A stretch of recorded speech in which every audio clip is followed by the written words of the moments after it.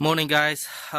So this video I'm going to teach you guys, will kind of show you guys how to change the O-ring on the distributor on this 1999 Honda Civic. It's a four-door EX model, has a V-check as you see on the back right there. This is the part number for the O-ring. I just got this Honda Civic a week ago and it's leaking oil. I could see on the transmission underneath like that. I was looking at the valve cover. It seems okay. It's not leaking. So I'm not sure what's leaking from. It might be the O-ring from this. I hope it's not the inside because that's a lot of work and I really don't want to do that. So I hope it's just this O-ring, or it might be the V-check gasket that is leaking. So anyway, let's get started. What you need is a 12 millimeter and a wrench, and there's 3 bolts. One, two, right here. I don't know if it focus. Something like that. Yeah, right there. And then there's another one right here. Yeah, so just loose those up and then kind of jiggle around it and then kind of pull it out. Other thing that you need to loose up is one of these quill pack. A lot of people do it from this side, but I usually won't do it because if you loose it up, you have to write it down, indication which one is connected to which. Because if you mess up the water, the fine water will be off. That's connected to your spark plug, each of them, and that's where the fine water. What I do is I just unplug from the spark plug directly. At the same time, the reason why I could do that is I could check if it's leaking from the spark plug inside, but it seems like it's fine, so it looks pretty dry. So yeah, so that's all good. And another reason why we're moving it from this side, because it's kind of easier to put it back later on. Because look at that, the furthest one is the longest, and then the shortest one is the shortest, obviously, so it's easier to put it back later, rather than putting it off on this side, because this side later on you have to write it down like on the housing which one's connected to which. And yeah, I'm just looking at each spark plug wire and see if any one of these is leaking. It looks fine on every single one, so that's good. Okay, so all of these are off. As you could see, that's good. It's not leaking. Every single one's clean. It's not focused. Yeah, look at the spark plugs look very clean, so that's good. I got a pretty good deal on this car, so yeah, it's just leaking a little bit oil. Next thing you want to do is you use a highlighter or white out or anything like that, and mark the indication on top right here. Yeah, mark it on top, so later when you put it back you want to align there, because you don't want to be wiggling off a little bit, because when it's off by a tiny little bit, your fine water or timing on this thing will be off.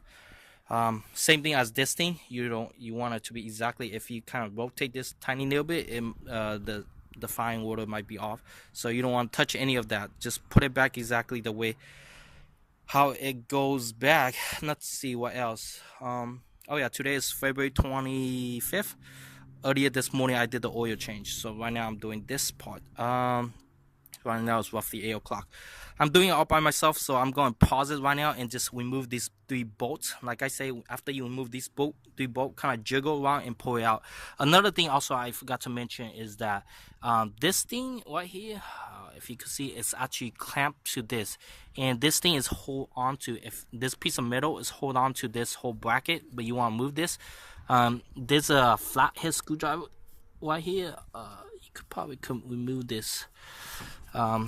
It's kind of hard to focus, but yeah, if you could see, there's a screwdriver right here, so if you unscrew that, this whole piece of metal should come out, but that screwdriver is currently blocked by this piece of wire right here. So what I'm going to do is unplug this so that I get more space, and then probably check this out.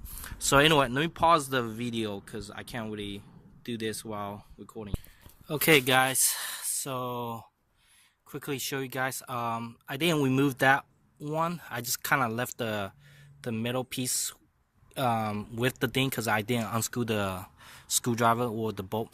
What I did was I kind of just pulled this VTEC wire out right here. VTEC wire, you just hold on to this this plastic piece and push in, and it should be connected to this part right here. So you pull that out. So yeah, it just came out, and if you could see, it's kind of hard to see. What's my flathead? So with my flathead, here's the gasket right here. This is the gasket.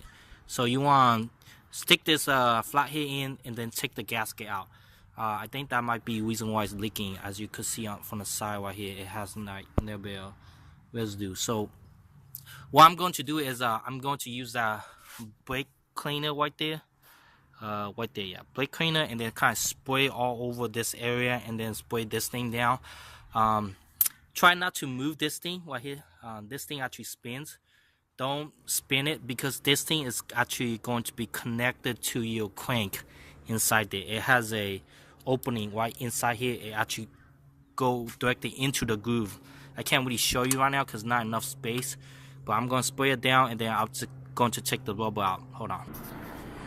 Okay guys, so let's see. Okay, so this is the old one. I'm not going to touch it. It's basically like rubberized. It's really hard. It's not even soft rubber anyway. So it was kind of hard to take it out, but take your time. Use the flathead and slowly kind of go alongside and ply it out. So slowly, easy to take it out.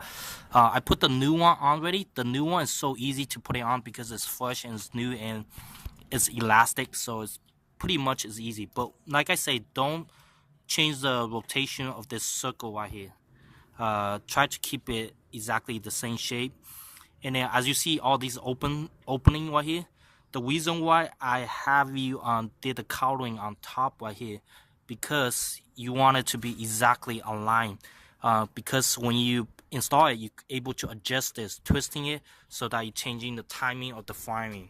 So you don't want to change any timing on it. So that's why I want you to draw an indication so you could put it back exactly the way how you took it out from. Yeah, so this part is going to sit exactly inside the cam. It has an opening that it actually go directly onto this opening right here. So I'm going to stick it back in, so exactly how you take it out. Oh yeah, also when you put back the rubber, you want to put a little bit of oil on it to loop up the ring, the rubber ring, so that it doesn't get dries up. Okay, so that's what I did. I put a little bit of oil on it. I still haven't, earlier I did the oil change, and I still haven't put back the oil yet. The oil is actually sitting somewhere outside right there. So that's why I use the old oil to loop it up a little bit. That's why the cap is still open, because I still haven't put in the oil for the oil change. Okay guys, so I put everything back in. As you see, I aligned the caudicle. Let me focus this in. So I aligned the caudicle. Just a quick note that bolt is kind of hard to get to because the spacing is so little. So what I did was I only removed this part, like push this in and remove this out. I didn't remove this, as you see on my video earlier, or a few seconds ago. So, but still, even with removing this, it still kind of have small opening because that thing, the plug in the back, is kind of blocking it. So it's kind of hard, but make sure you don't drop these bolts. Also, don't tight them too hard because these are only 12 millimeters bolts. So you know, it doesn't take that much torque. So just kind of hand tie and then kind of tie up with the. Just make sure that you don't do it too tight because you don't want to break the bolt. Another thing that I did was I kind of added these Honda Lock 2H on it. You don't really need it. This is more for like engine bolt in the engine for high temperature, but I put it on anyway just to make it seal tighter, and I hope it doesn't leak. I don't think the bolt will cause anything leak or anything like that. I also put these the wire pack back, the spark plug. When you push it in, you should hear like a click sound.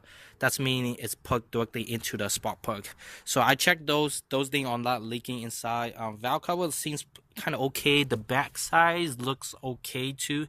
It's not really leaking. So another thing I'm thinking is probably the VTEC, the solenoid, because I could see some oil grease on top of it. So it might be that is leaking, or it could be like a valve cover on the center right here that's leaking. That might be possible too as well. I'm not really sure. So right now what I'm just going to do is I'm going to clean it up. Yeah, so just spray everything down. Yeah.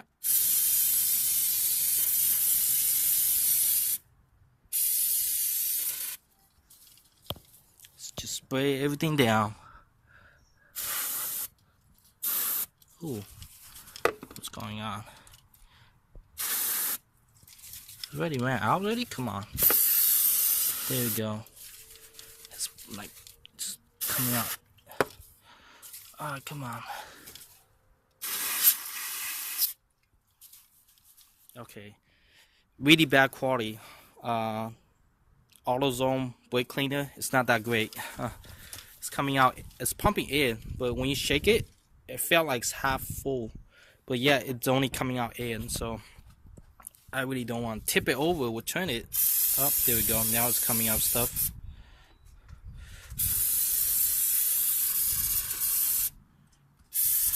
Clean the bolt.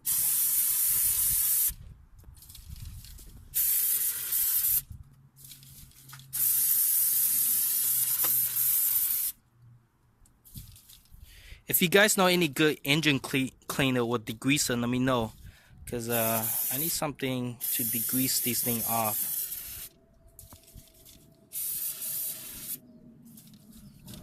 Yeah. I don't know. I might drop by the AutoZone later and check out, see if they have any better degreaser or something to degrease these.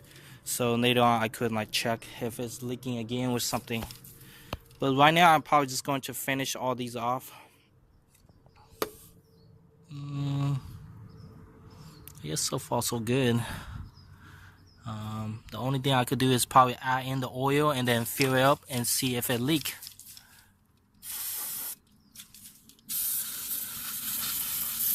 Oh, come on, man.